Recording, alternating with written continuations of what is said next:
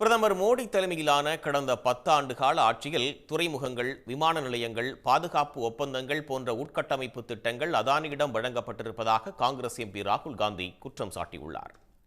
தெலங்கானாவின் ஹைதராபாத்தில் நடைபெற்ற பொதுக்கூட்டத்தில் பேசிய அவர், பாஜக மற்றும் RSS அமைப்பு அரசியல் சாசனத்தை சிதைக்க பார்ப்பதாகவும், என்ன விலை கொடுத்தாவது அரசியல் சாசனத்தை காங்கிரஸ் பாதுகாக்கும் என்றும் உறுதியளித்தார்.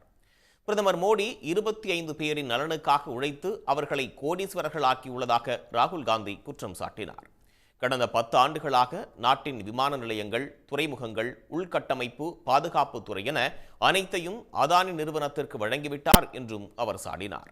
ஜூன் 4ஆம் தேதி மக்களவைத் தேர்தல் முடிவுகள் அறிவிக்கப்படும் போது இந்தியா கூட்டணி ஆட்சி அமைக்கும் என நம்பிக்கை தெரிவித்த அவர், ஆகஸ்ட் 15ஆம் தேதிக்குள் ஒன்றிய அரசில் காலியாக உள்ள 30 லட்சம் பணியிடங்களை நிரப்பும் பணியை புதிய அரசு தொடங்கும் என்றார்.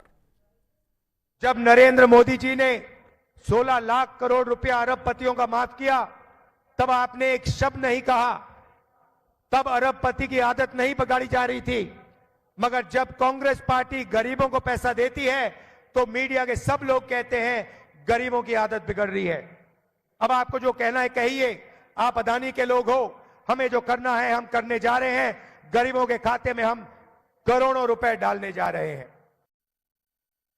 இடஒதுக்கீட்டை முடிவுக்கு கொண்டு வருவதற்காக பல அரசு நிறுவனங்களை பிரதமர் மோடி தனியார் மயமாக்கினார் என்று குற்றம் சாட்டிய ராகுல், பாஜக இடஒதுக்கீட்டை நிறுத்த விரும்புகிறது, ஆனால் காங்கிரஸ் அதனை 50%த்திற்கும் அதிகமாக அதிகரிக்க விரும்புகிறது என தெரிவித்தார்.